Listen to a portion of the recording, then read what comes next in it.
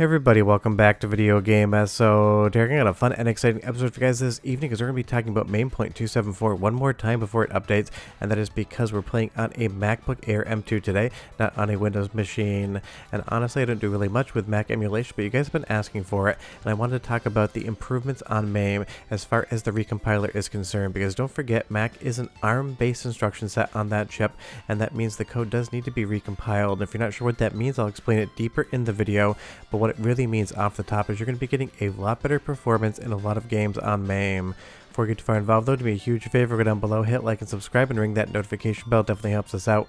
And if you feel so inclined to want to support the channel, we got a Patreon link down below as well. But honestly, MAME keeps getting better and better, and I feel like in the last year, a ton of games that weren't quote-unquote playable before have become so much better and definitely are enjoyable. You'll see here I'm playing Fatal Fury Wild Ambition on the Hyper Neo Geo 64, and that's not just because I've loved the game or I've been talking about the Hyper recently, it's because this new recompiler is going to aid, more so than others, MIPS-based CPUs as well as Hitachi SuperH or SH2 and 3, as well as PowerPC-based arcade boards.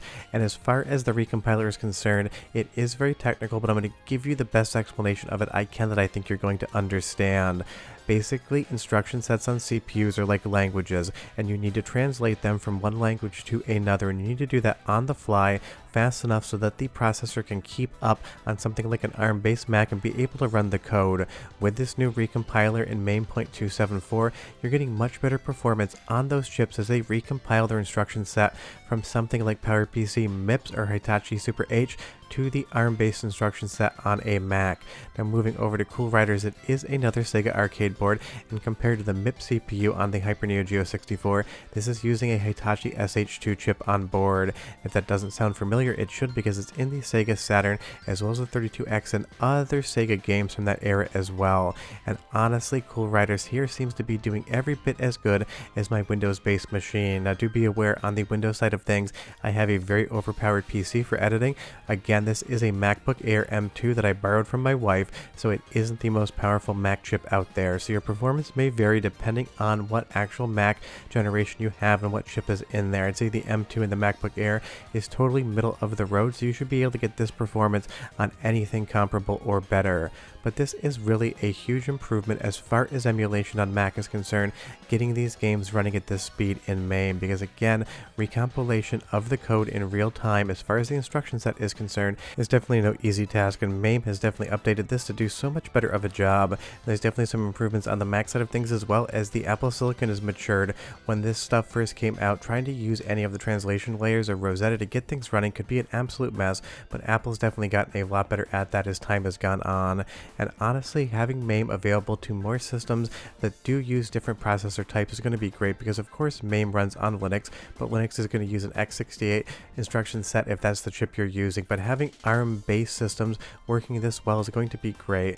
And if you do want to see more MAME tutorials or more Mac emulation tutorials, leave me a comment down below.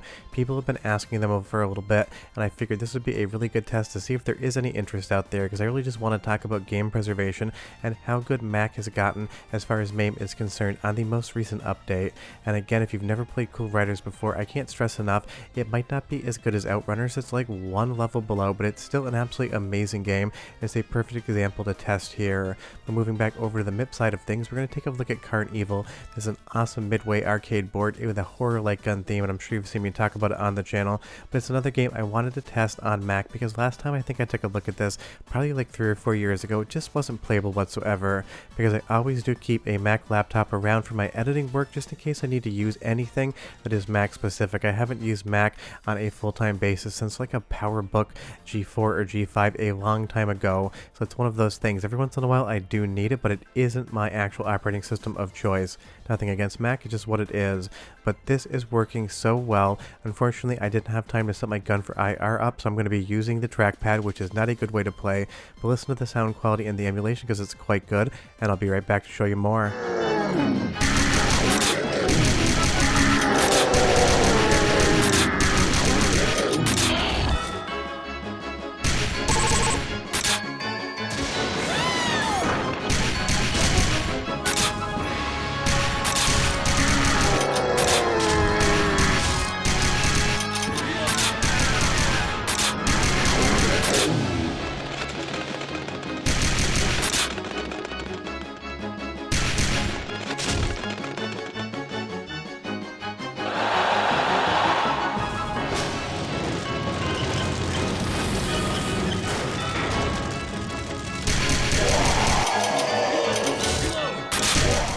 I mean, it sounds exactly like Current Evil should sound, it looks exactly like Current Evil should look, and it plays exactly like Current Evil should play, outside of the fact that, again, on a trackpad it really isn't that great of an experience whatsoever. But we're not here to have great gameplay, we're here to talk about the improvements in MAME, and this recompiler definitely makes so many things just so much better. Now, of course, for simpler games, 2D stuff, you're really not going to see a huge benefit from the recompiler, because again, it is on specific chips, but the point is, MAME on Mac is doing so much better than the last time I took a look at it, and again, it has been a long time, but I never really associated MAME and Mac as something I would want to do together. But now playing around with these games, I totally get that it can be a great emulation platform. And again, this is kind of a test video. If you want to see more emulation on Mac, leave me a comment down below and tell me what you'd like to see, because I'm just kind of noodling around with the idea, seeing if there is any interest out there. Now moving over to the PowerPC side of things, we're going to be taking a look at Thrill Drive from Konami. That's just because it's one of my favorite arcade racing games of all time, but also because it has that PowerPC CPU inside of it, and that is what is being recompiled here on the new version of MAME with a new recompiler. But the thing about this next test is I'm not sure if it's just the fact that I'm on an M2 chip, it isn't the most recent generation, it's not the fastest chip, or if it is just some of the code as far as the recompilation in general is concerned.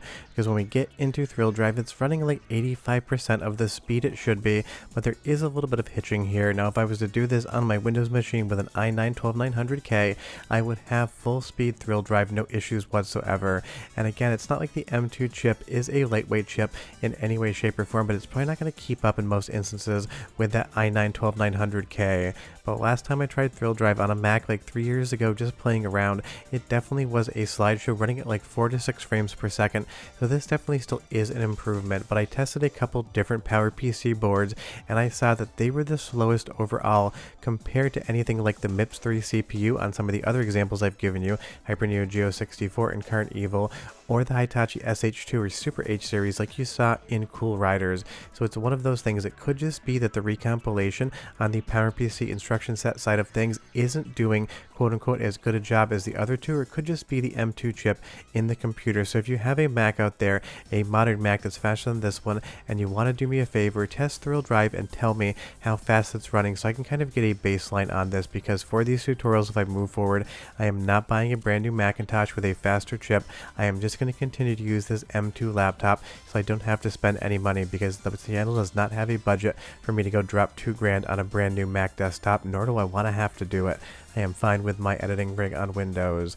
But unfortunately, like I said, Thrill Drive is very close, but it's not quite there yet. But if you want to help me better understand, do leave me that comment down below. And of course, you know I'm going to test the 3DO M2 arcade emulations, also based on the PowerPC. It has dual PowerPC 602 CPUs, and this one just ran absolutely too slow.